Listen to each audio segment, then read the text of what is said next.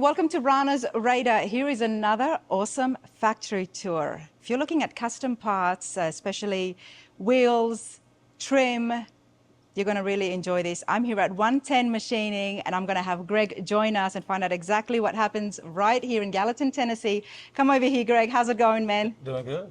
Thanks for having me. Oh, yeah. I'm happy to be here. Happy to have you here. I'm excited to be here. Now, I did see a lot of awards and trophies, and that's how you caught my attention. Right. You do a lot of stuff for a lot of the shows that you probably all know about. So a few years ago, people started asking for awards. They wanted more than just the plastic printed images. And we started doing them out of billet. And it kind of took attention to a lot of people. So now a handful of shows, we'll say at least, we do a lot of them. The biggest one this year was LST. Okay. We did all those. That was a big... That was a big, I mean, how many awards did you make for Lone Star? I want to say it was over 200. Wow. And they were, it was the biggest award. The biggest award was over 6 foot tall. So the best to show, that was pretty neat to make. Was that out of billet as well? Yeah, we made it, and it looked like a big oil rig. So it kind of gave it that Texas feel. But that was pretty cool. We do Atlantic City, LST, we do Smoky Mountain. We do a bunch of small shows, like if you just want one or two trophies, we do those too. We did a hot dog award the other day, and we machined where it looked like a hot dog in a bun. Yep. That was a first. Okay, well, I do want to emphasize some of that stuff as well. Yes, the big shows do put in those big bulk orders, but you do a lot of one-off stuff as well. Oh, for sure. So we'll definitely talk about that. Now, 110 Machining, you are affiliated with Advanced as well, Advanced Plating. Yes, ma'am. Steve and Sherry, they've been part of this for a little over 3 years now, and they've got me into more of the automotive production parts, and then they brought in the guitar stuff. They have a lot of contacts. It's been a fun ride. It's helped out. There you go. I mean, so if you are familiar at all with Advanced Plating and some of the amazing, brilliant stuff that they do, and they're involved with a lot of the awards as well. Oh, yeah. This is where it comes out from. So, Greg, how long have you been doing this? Because I know this place is big. You've got so many CNC machines behind us. I started April of 2000 before I graduated high school. I was cutting steel for a guy in his garage, and that's what got me into machining. And then in 2019, I started this shop. Wow. I worked for one shop from 2000 to 2019. And that guy every time he would open the door to let me learn something, I'd learn it. And it just got to where I finally wanted to do it on my own. So, before you graduated high school? I've done it since I was 17. One job. This is my second job from high school. Both been in machine shops. Wow, I had no idea, but I am excited to hear that because, I mean, that classifies you as absolutely one of the OGs. Yeah, well, I've been doing it for a long time. There's a lot of custom work, and we love it as well. You know, I'm building a truck, and I like to get a few custom things done. We know that the high-end shops do it, the builders do it. Folks at home, you want to get a little custom touch done, if it's a little bezel, if it's a little trim or something for the interior. This is what this video is about. But then there's wheels getting cut as well. Why don't we take everybody for a walk? Oh, for sure. And then see some of the products as well. All right. Let's do it. Before we get started, Greg, what was one of the first things that you made that really made you fall in love with machining? At first, it was just anything, because I like taking something from nothing and creating it out of metal. And then doing automotive and industrial stuff for years for production in these plants around here. We started going to car shows because we're guys, we like trucks and stuff. So I want to say in 2015, I did a set of 3-piece wheels for a shop in Nashville, and that kind of like, well, shoot, I can do that, because I was terrified. You do a wheel, you're like, well, what if it breaks? You hurt somebody. So like when we're machining it, I'm making sure everything's perfect, and I'm stressed, and it turned out awesome. And then Jason Graham, he's another local guy. He let me do some wheels for him, and then it just was like, well, I can do this. I might not be the fastest at it or the cheapest, but I can do it. And then it just kind of snowballed from there, and we started doing the trims on these old cars. So, like these are 2614 monoblocks, and they're going to go on a 26 F250. So we do 20-inch wheels up to 30-inch wheels, and then now some of the guys we work with on the wheels, they're cutting them in half and making them 25 inches wide. So we're doing 30-inch wheels up to 25 inches wide for like the big mud trucks. Yep. And in Florida, that's a big thing. And those Florida boys are wild. So that's been a fun thing to do, just seeing, I mean, wheels. To be able to do that, that's what I'm trying to imagine. And when they Okay. weld them together, they balance and they run good, and people ride on them. There's a brand new Bronco in Florida that's 25 inches wide, and they can ride it down the interstate going 80 mile an hour. Wow. It's wild. I mean, it's very popular with the trucks, the lifted trucks, the bigger the tires, the bigger the wheels. That's Yeah. what's in right now. What's crazy is I cut wheels for a living, and I have 22-inch wheels on my truck. I just like the little ones. So we've gotten big on the dually wheels. Some of our customers, and on the OBS Chevys, the lower, those square bodies, the flat face forging, so they can tuck them and lower and direct bolts, no adapters, which makes it nice. That's been the biggest, newest thing for us is on the dually wheels is all the flat face stuff. There's a lot of machines here. Yeah, so we got 10 now. The next machine we want to get is a full 5-axis machine. So we've made room for it over here. So that's kind of the next thing on the agenda. But you don't just make these and put them inside the machine. You do a lot of the design work as well. Yeah, so my foreman, he's in charge of the shop, and I sit in my office 90% of the day taking orders and designing and drawing and getting them approved, and then I'll bring them out here to them, and they kind of just keep up with them as we go. Nice. We do a lot of castings. Let's see, a lot of stuff for industrial, like the automotive lines, or one of our big customers would be, they make the weld robots for like Polaris for all their frames. So like we do a lot of detail work. Detail work is just one piece, two piece, but it's 50 or 100 prints. That's what I was known for before this. So I keep some of those. We kept some of those customers, and we flow that work all the time. And you said that was for the robots? So like when you're like just say those frames are all robotic welded. They're not Yeah. done by hand anymore. So then you have to have all these big weld fixtures that you set the tubes in, and then you hit a button, it locks, and then the weld goes. So we have, which I've been doing some of that work for them for 25 years. And now those guys that own those shops are now friends, so it kind of just flows together. What is the difference between casting and machining? Machining's from billet, so like a solid billet piece. Yep. A casting's a poured metal into a certain shape. Okay. And whether it's aluminum or different kinds of metals or brass or bronze, we Why kind of machine it all. casting always used to be heavier. Is that still the case now? No, well, it just depends on what it is. Because you can always pour castings, you can make it to where it's lighter just because of the design. Mm-hmm. We've done some of those molds too, but it's just not my bread and butter. Okay. But you have to have the mold in order to do the casting. oh yeah, you got to have the mold to mold it to the size you want it to go to, for sure. Could you use 3D printing to make a mold and then cast it? Well, what we do is 3D print the samples, and then we once those get approved, then we really, I'll be honest, I hold them, and that's how I quote.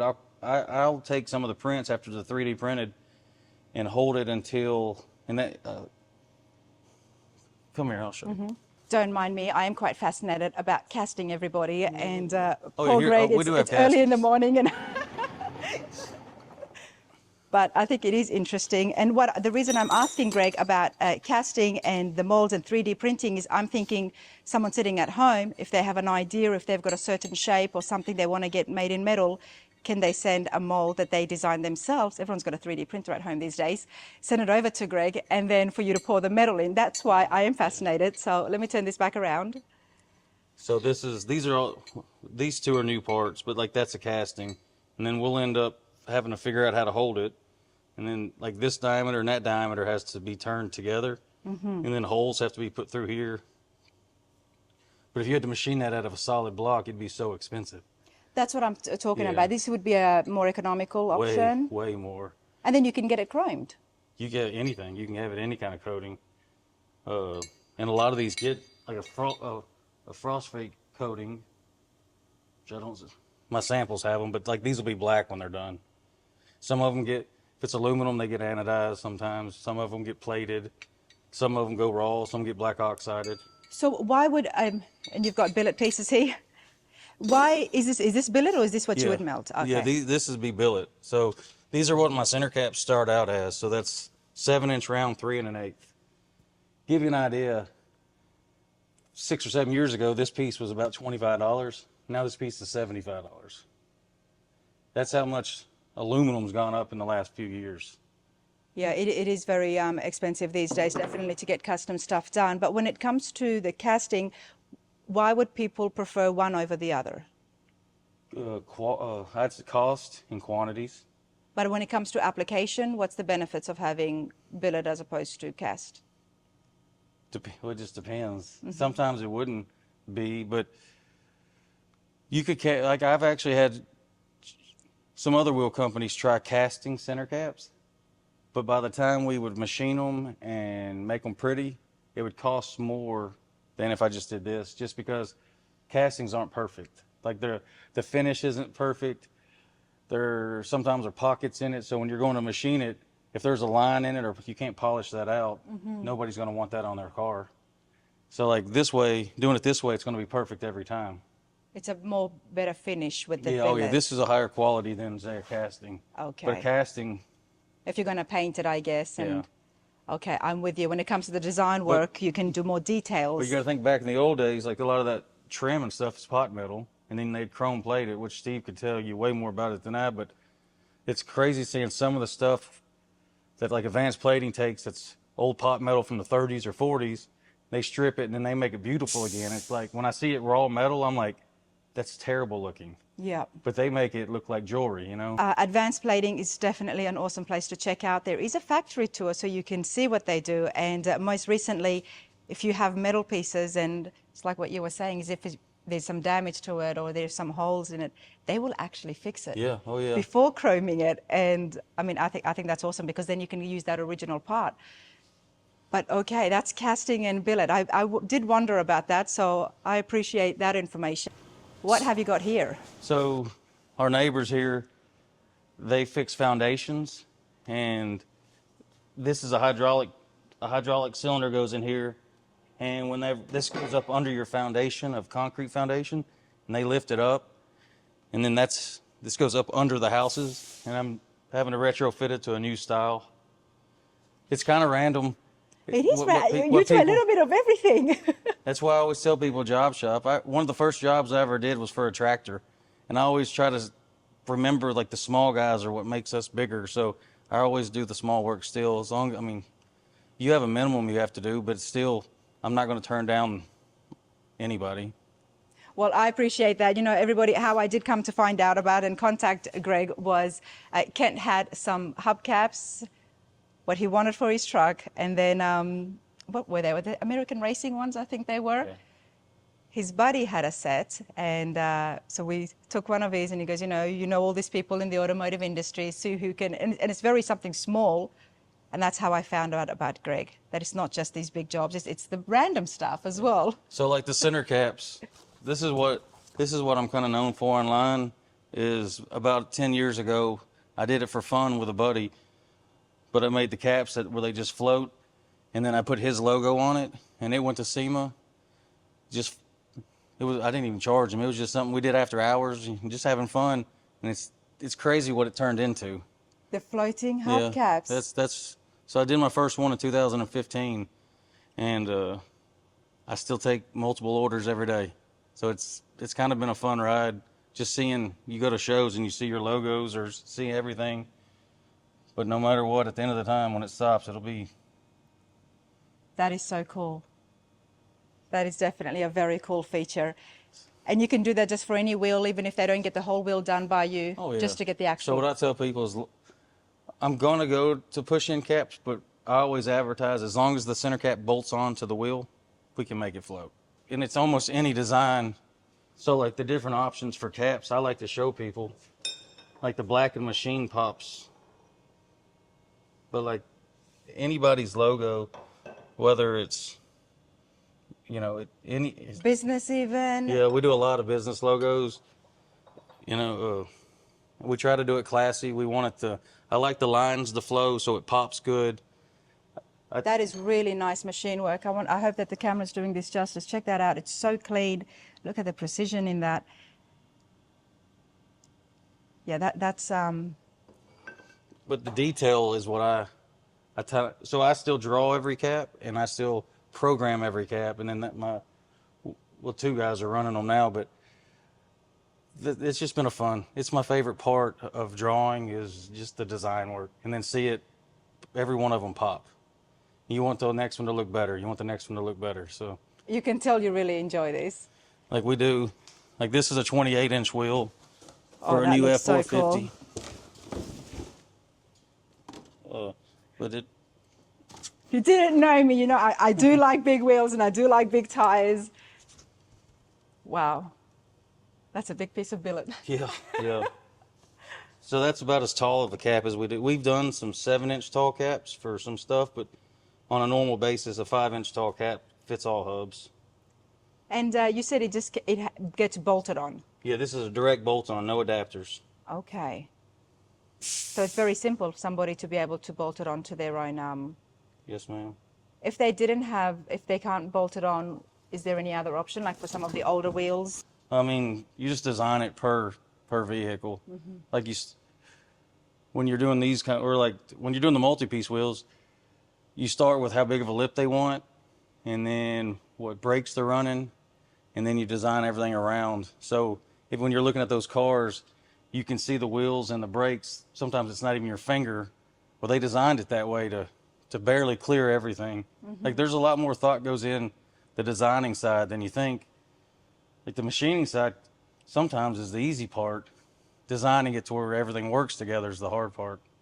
And that's kind of the rush, the fun part.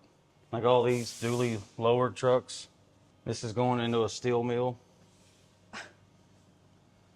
You made this? We machined all the parts, and then one of our customers, they built them. Wow. They've been building these for, I feel like 20 years now. These are awards for Atlantic City. This show's next month. They get bolted on. Yeah, so, which I thought that was a cool trophy. Oh, that's a nice one. Check that out. Yeah, that was from last year, an extra one. But like the Atlantic ones, we even make these float. So we make these little billet wheels, and each year we try to make a little different design, but it'll end up going on here and it'll float. That is a cool trophy. Yeah, so when it's done, it'll say Atlantic City Truck Meet on top. When it floats, it'll go right back to the way it is. Then that'll all be black, and then we machine the top, so all the letters pop. And you do the paint work as well? Powder. This is anodized. These all get powdered, which we're doing gold this year, which is kind of different. So I'm kind of excited to see how it turns out. I've seen a lot of different awards, but I gotta say, that is pretty sick. That's badass. That's gonna look, And wow. And we'll actually like machine it like a contact truss cut. We even put little center caps on it. Like we do the whole thing, so the logo will be on here. When is the show? It's next month, then into June. But I think we have a month left till that show. So when it comes to awards, somehow we always start them late and then we rush. But I feel like right now we're a little ahead of schedule. Like LST, I was taking awards with me at the end of it. Oh, wow. Yeah. Well, I mean, there was a lot of awards for that show. That was a great show. But I mean, Atlantic City Truck Meet, I haven't been to it before, but the fact that they're doing this style awards is really interesting me. And yeah, I mean, check it out, everyone. How many of these are you doing? So there's 7 of these awards. That's a good chance of a lot of people taking them. Yeah, so there's 108 of these. There's 7 of these total, and then there's a best. So the best of awards, and actually, we made a 22 by 16 wheel, and we sent it out to California to Honros, and he's engraving the whole thing. Okay, he's the guy that engraves. It's wild what he does, but he'll engrave the whole entire, like all this. He engraves the back, the lip, everything. By hand. He does it all by hand. That's pretty cool. It'll be a cool. I mean, for someone to take that home, that is, yeah. That's pretty cool. Like our biggest machine. So like this is like we did a grill for Jason Graham for his 64 Galaxy, and this would be the machine. This is the biggest one we have. So it's got 84 inches of travel, so I can do a whole grill in one op without sliding. So it's nice to have the bigger machines, because when you start doing stuff and sliding it, the blends aren't as perfect, and you want it before it goes to like the advanced plating. I want it to be flawless before they get it. So then they're like, well, shoot, their machine and looks better than some of these other shops. Then they start pushing our name for that kind of work. Because some of these grills now, 15 grand for machining, for the Correct. material and machining, not including the plating. I mean, you're up to like, some of them are, and it's nothing for 10, 15 grand for a grill. Because it is made out of billet, and it's Solid a piece. solid piece, exactly. Yeah. Like I want to say it started out, the grill for Jason was 500 pounds, ended up being 30. So all that's just cut away. But of course, you have to then charge for the amount that you start off Oh, with, yeah. because that's what you are buying as well. 100%. And I'm very vocal on that. Because material has gone up so much, you can't even hold material quotes for more than a few days now. Yeah. Because you don't know. Yeah. So I'll show people my legit quote, because people get shocked so much now. I'm like, it's just what it is. But and this is why I am here today, and I do appreciate the honesty and the transparency. We see these beautiful cars, and it's all about, oh, it's a billet wheel, it's a billet grill and stuff, but it does cost a lot. And this is why it's the materials. It's not just because it's going through this big heavy machine, but the materials, the labor involved, The time. and the time as well, which is why places like this, and I do appreciate you doing the one-off stuff, the smaller things. I mean, not everybody wants to get a billet piece grill, a lot. We sell a lot of Emblems, emblems like yes. that, because that's more economical. You can make emblems, and I can design them how people are, because you take a stock emblem and you want to keep that same shape, but you might want it to say something different or have a little look. So I'll take a factory emblem, draw it, and then design a new emblem, but try to make it the same size. Right. But make it flow where it looks stock. Like, come here and look at this. I'll show you. I did it on this Lodestar, which it's a mess over here. That's all right. Somebody's been working on, Yeah, my son's first gen. But see, so this international logo and Lodestar National, that's factory. So what I did, so the guy that owns this truck, his name Adam, he owns DreamWorks. So I made an emblem that mimicked what was there. And then the bottom emblem, oh, wow. so I mimicked what was there, but Corey Wheat's custom, because Corey Wheat's going to build it. And then I put DreamWorks logo on the bottom. But if I didn't point it out, you may not even notice that it's different. That way it's not taken away from the look of the vehicle. Yeah. And it's slick, And it is slick, absolutely. But I like where it's not so overwhelming when you see the custom. I like it to kind of flow the stock look. Can you give me an average cost of what something like that, roughly between two different numbers of what it would cost? So just like those emblems, you're looking at probably $500 for two of each. See, that's not bad. Raw material. Yep. To get it coated or chromed, it'd be a little more. But for something like this, for us, this is all, after I drew it, this is all just water jet cut out. So I didn't actually machine it. So there's really no cost in machining. It was more designing and what it costs to get.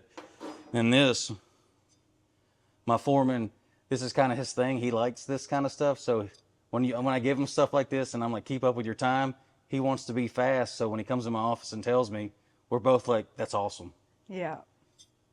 But about $500 for two pair, two of each is what I would say. There you go. Things like that is more achievable for people who do want to do something custom work at home, and it's not at a shop.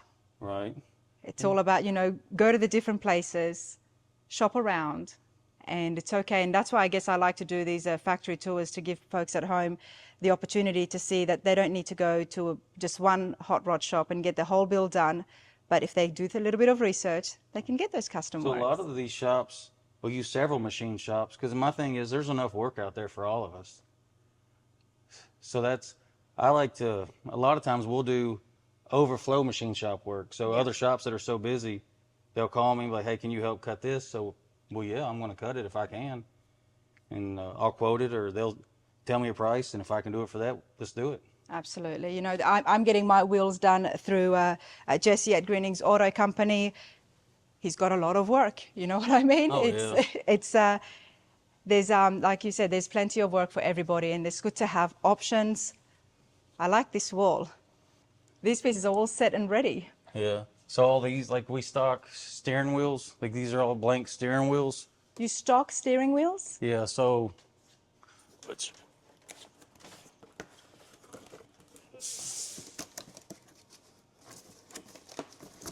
yeah. So like these all come with pre-cut like that, and then I have a GM adapter, and then we'll cut these to match a lot of those wheels. So like when I cut your dually wheels, or we do a lot for side by sides, which is kind of wild, but so this will match, and then some people do it where I cut out the whole top side so they can see their gauges, and then some Right. people want the whole thing just the design of their wheel. And now people want floating horn buttons. People are very creative. Well, it's good to have people like you to, you know, meet those demands. Yeah. Yeah, I'm getting ideas. Okay, we'll continue on. But yeah, and here's what, like one of those from like after we powder it and then machine it so it pops real good. Wow, that's why you think it's painted, but it's actually all powdered. Yeah. Same way with, like we did some awards for a Shriner, but it turned out kind of cool. That looks so cool. I think they only needed 6 awards, but yeah, it's. For shows out there, smaller shows, car shows who do want to get involved with some more awards and nice looking awards like this, roughly something circular like this, what would that cost? I think I charged, I want to say it was 125 an award on those with a base. It gets a base too. That's not bad because sometimes you're paying close to that to get something with lights. Yeah. And I mean, personally, if you like cars and stuff, I go by the weight. So I'm big Feels better. I'm big on keeping drops. So I have like stacks of material back there I like to make my awards out of because it would all have been thrown away because it's, so these are all off rock greens. Like, so like I made 3 of these out of one of these plates, and that's just a drop off of another part. So it was, I just don't throw away stuff because of that. Nice. So I try to save a little bit of money there for people because it's just there. Yeah, especially when you get the bulk orders. So like for this, these people have seemed so excited when they saw them, and they have never been around awards like that. So it's kind of neat hearing the feedback. It makes you feel good. Oh, and absolutely. they still paid for it. So, you know, sometimes we sponsor a little bit, but at the end of the day, I got to provide too. Yeah. So. And you've got a fair few employees here as well. Yeah, we got 8. Yeah. Yeah. And running these machines, it's not, I mean, to have the machines is not cheap, and then to run them is definitely not cheap. No. And to have a good group of guys, you know, you got to know their worth too. Because if it wasn't for the guys, we couldn't do any of this because it takes all of us to make it. Absolutely. Absolutely.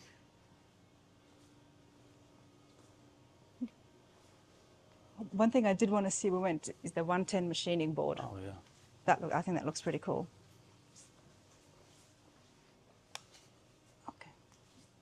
So this wall, when we cut the centers, we'll put them back here, and then whenever the bases go, like we kind of keep up with where all the orders are as we're going so we don't get any behind or let one fall through the cracks. And like all these caps on the walls, I just designed from, like I'll have customers or I'll buy caps so I can draw them. And some of them, like you can tell I scanned this one before I made it, but that's how it starts. I just take a cap and I draw it and it fits. And we do all our assembly work back here for the caps. Can I ask about how you would go about, so I gave you some hubcaps. Right. And I said we just need to duplicate these. How do you go about if somebody else was to bring you something to duplicate it? To be honest, when people drop Do you like stuff scan, 3D scan it, or? Yeah. So a lot of times we scan it now because it just saves so much time. And then after I take that stock scan, I start tweaking it to how, like I need it to be. Mm-hmm. Whether I have clearance for, because you got to think all these caps, you have to have the bearings and room for everything to work, but then you still got to clear the hub. So there's multiple, things you have to focus on when you're making caps. Yeah. Or anything really. Because in this custom world, everything's so custom. You're like, well, if you're going to lower the car this much, the lips got to be in, the back. It's a lot of. People always used to say you're not going to use math when we're in high school. Yeah, we use math every day. You use math every day, and you don't even realize it. This was a scrap one, but that's kind of shows you an idea what some of those. That was one of the first ones we did. That is such a cool award. I mean, I thought I've seen a lot of nice awards, but for that to be sitting and then for it to be floating as well. Yeah, that's the best award I've seen, and I've seen a lot. I appreciate that. I am going to say that. It's just so different. Man, this is a cool place. And you do such a big range of different stuff. Yeah, I like to do the variety. And then sometimes when one industry's slow, the other ones are busy. So we're in enough different industries, I try never to be slow. So it's kind of nice when automotive's up, industrial's down, and Yeah. But what's crazy is wheels never slow down. Wheels never slow Never down. slow down. Wheels never slow down. Or guitar parts.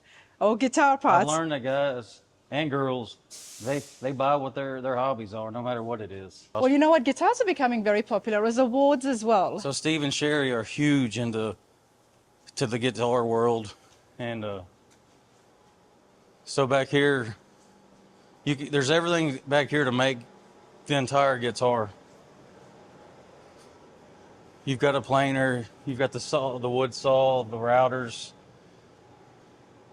Because we're trying to find room to make everything look a little cleaner. It's a progress. No, forget about that, Greg. Is there anything that you cannot cut or design? I don't know. I like to be able to be diverse. Because now we're talking about combining the metal with the wood and Yes, not ma'am. just throwing it into the one CNC machine to process. There's a lot more involved here. So Steve and Sherry own a place called Guitar Build Workshop, or Tennessee Electric, which is a Nashville-based guitar company, and that's what all this is.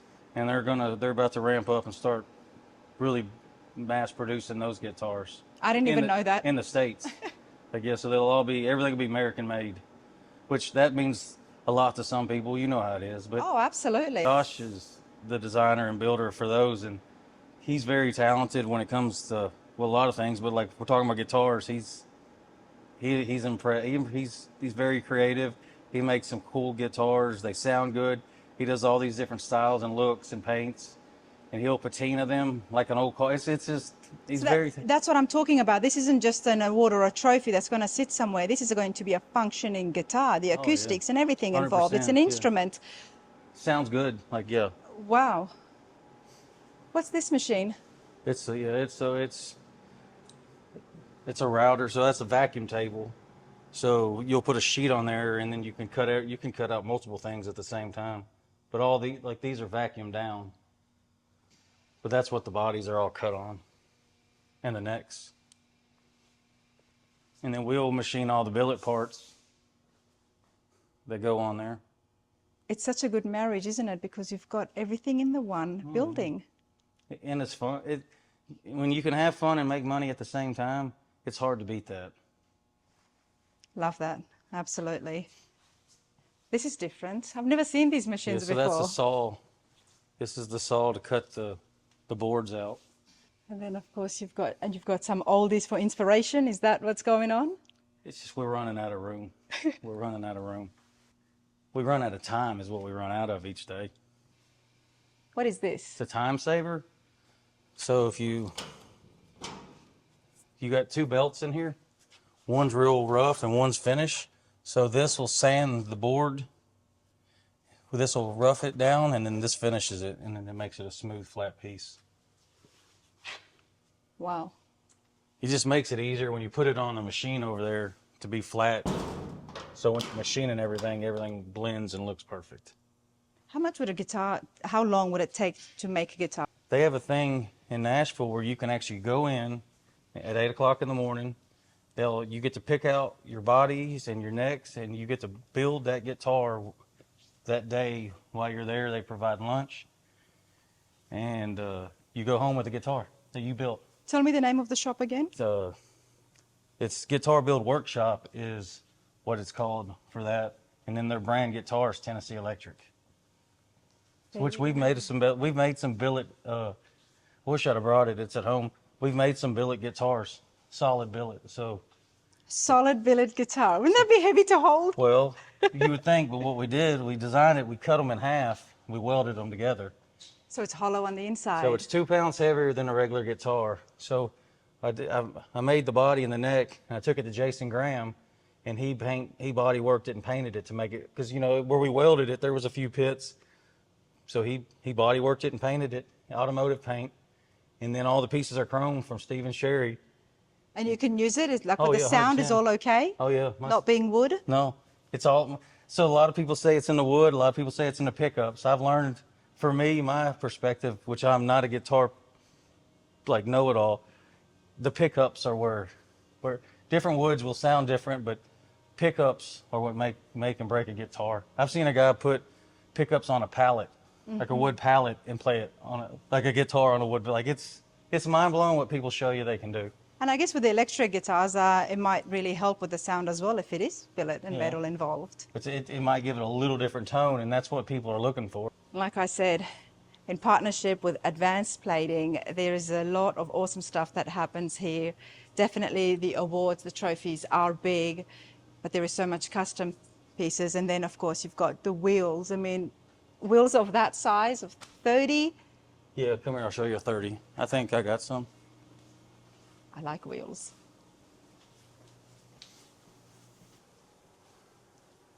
What's in all these boxes? Wheels. They're all wheels. Yeah, these are all wheels. So that's a 30. Oh, wow. So that's a 30-inch dually wheel. So that's as big of a dually wheel as they get, which one of our customers, we split these in half and widen them 4 inches. And So do you put this whole piece inside the CNC machine? yeah, and then cut it out just like we did those little ones. But yeah, but they come pre-polished. Most of them do. I was going to say, it looks pretty good as it is without Yeah. even being cut. We've done some smoothie wheels for people. I just like the design. They're so heavy right now. Yeah, I can tell. I appreciate you bringing it down. It's very heavy. But they look good, and wheels are huge, especially now with the trucks, the lifted trucks. Oh yeah, I'm waiting for 32-inch wheels to come out. I'm sure somebody's gonna do it. They do it in the car world. They've not done it in monoblocks, but I bet it's coming. But what's the difference between monoblocks and... So monoblock, it's all one piece. Okay. And that's what we really focus on here. And then you have your 2-piece and your 3-piece forgings. So you'll have the barrels, and that's how and you have the weld-in kind that has gotten popular for the lower trucks. It's just not our cup of tea. Like, you know, I always say let people do what they're good at. I feel like we're good at this. This is pretty cool. Greg here with me, everybody, at 110 Machining. You've also got a farm, so... Yeah, I enjoy that. That's how I shut all the world off is with the farm. We are in Tennessee, everybody. How could you not love Elvis, right? Exactly. This was the first big 10-lug one I ever made that floated, and I kept it. That's the one that went to SEMA? No, that's the first 10-lug one. Okay. So I made 2 sets that day. One, and I even remember both guys. One was for Mackie, and one was for Scoop. And they both got them on the same day, so they both say they got the first set, which I kept the first one, but they both got the first 2 sets. He worked at that time, but he has his own shop, Local Upfitters, but he still has them on his truck. Oh, that's Yeah, awesome. he still has a square body, a big lifted square body. This is such a cool place. This turned out was a cool one we did. You can see it's been sitting for a while now, but it's fell a few times from the wind, but But still, look at the finish. yeah, oh yeah. And because it's not painted, Right. it's going to just last forever, isn't it? This one hurt. These are scrap parts. They're all stainless. They were we as a team, we scrapped them, and it was about $14,000. Just these pieces together were 14 grand. And I said, don't throw it away, do something with it. And my foreman went and welded it together like a robot. But yeah, so, but every day we see that, it's just a reminder to watch what you're doing and Yeah. read the prints. But that was a, Wastage can cost that much. oh yeah, yeah. You can, and in manufacturing, you're gonna have a scrap rate. You don't want it to be that, but that day was just a bad day. That's the day. That's one of the days you really want to go home to the farm and just sit there. But it don't help. So you order the material again and you make it. So and we made it and we got past it. But that day was a rough day. Mistakes can be costly, isn't it? When it comes to, especially when you Oh, are yeah. using material that is so expensive and not cheap. That's why I say it's used, and we have a good team here. But everybody's got to be focused, because if you click the wrong number or the wrong thing, you just screwed up that quick, or the machine crashes. That's the worst sound. So tell me, would you use 3D printing as well? Yeah. Oh yeah. So my friend, about 20 minutes from here, has like 8 of them, and one of them is huge. So he 3D prints stuff for me for prototypes. We'll test fit it or see it, and once it's approved, then I'll make it out of billet, because you waste so much money if you make a custom part and it don't fit. That's on me. That's my fault, because I did something wrong. So I'd rather you print it overnight. You come in the next morning, get it, you look at it, you send it to the customer, let them test fit it. Once they say it's perfect, then I'm like, I'll order the material now. I love that. If you have been keeping up with my socials, you would have seen that I did a similar process with my grill. Okay. Yeah, Tom sent over the 3D printed part, and it was awesome because you could actually bolt it on and check it. And he said the same thing, that it's more costly to make it out of metal and for it not to fit. Oh, 100%. But it's nice to know that you've got those capabilities as well here. This is pretty cool. People sitting at home, if they do have something and they want to get something custom made, can they get in contact with you? How do they do that? And I know you've got a lot of work. Is it a very long wait period? No, some things are going to be longer than others, but it just depends on what it is. But just call the shop phone, hit me on Instagram or Facebook. I respond to everything. Sometimes I miss an order or two or a message or two. I get overwhelmed, but I do my best and I try not to. But I return phone calls, I return text messages. I do my best. There you go, everyone. These details are going to be on the screen as well as in the description. Greg, I appreciate you and thank you for letting me come here today. I had no idea all of this was right here in Tennessee, but it's pretty cool. It's definitely very cool. I appreciate that. I love it. I could tell. Awesome stuff. Hope you all enjoyed that. Thanks, Greg.